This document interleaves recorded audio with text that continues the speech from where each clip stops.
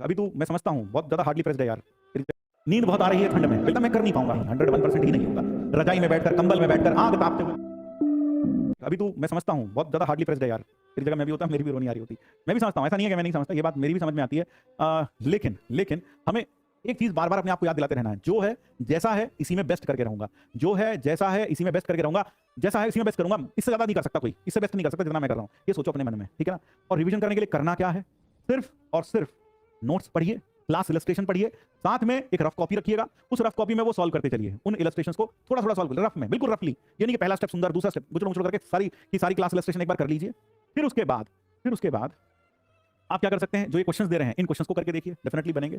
और कुछ केटी के रैंडम सैम्पलिंग में कर सकते हैं। तो इस तरह से आप थोड़ा सा रिवीजन के लिए समय निकालिएगा और रिवीजन करिएगा, क्योंकि सबसे बड़ी बात यही है,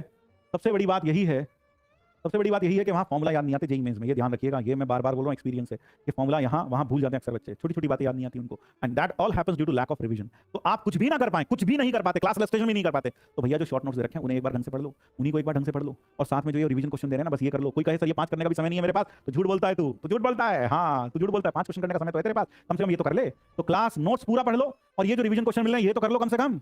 नींद बहुत आ रही है ठंड में, बिल्कुल सही, ठंड में नींद आती है। कुर्सी मेज घर में है नहीं है, टेबल चेयर कहीं कुछ तो होगा, वहां बैठकर पढ़िए, बेड पर बैठकर मत पढ़िए। मैं बार बार बोल रहा हूं, रजाई में बैठकर, कंबल में बैठकर, आंख तापते हुए मत पढ़िए।